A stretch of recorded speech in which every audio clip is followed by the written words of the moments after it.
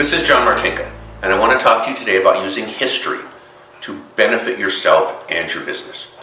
We recently took a trip to Baltimore. It was our anniversary. We visited our daughter, and we decided to do some historical sightseeing. One of the places we went is Fort McHenry.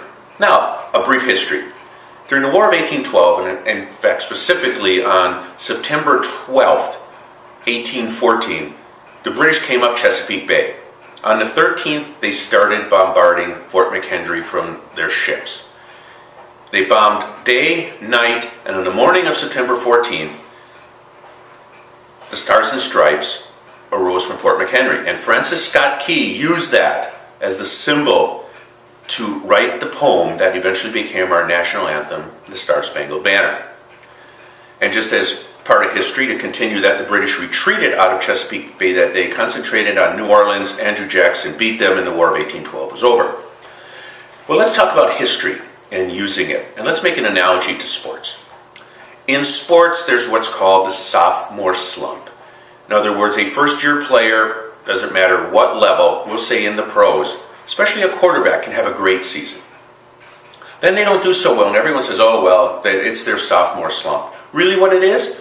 It's the opposing coaches very often using the history of that quarterback, the tendencies that they have now had a chance to observe over a full season and an off season, to determine what they're going to do in certain situations and create a plan and a defense for that. Let's look at your business and let's look at history. The first place you need to look is just your overall business. And I recommend you have someone help you look at it with a set of outside eyes.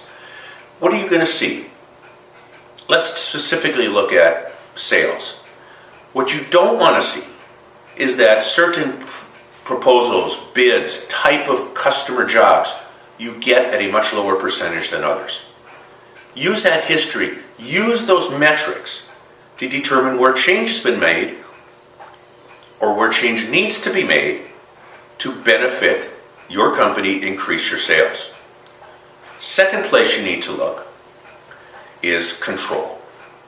You may do something better than anyone else on your staff. But if other people can do it at the 80% level versus your 100% level, let them do it. It's your job as a leader to coach them to get to the 100% level so that you can use that free time to work on and implement a growth strategy. The third one, and one that's very important to you as you want to increase the value of your company, is look and see if you're coasting. Are you just going through the motions? Do you have the best and brightest staff?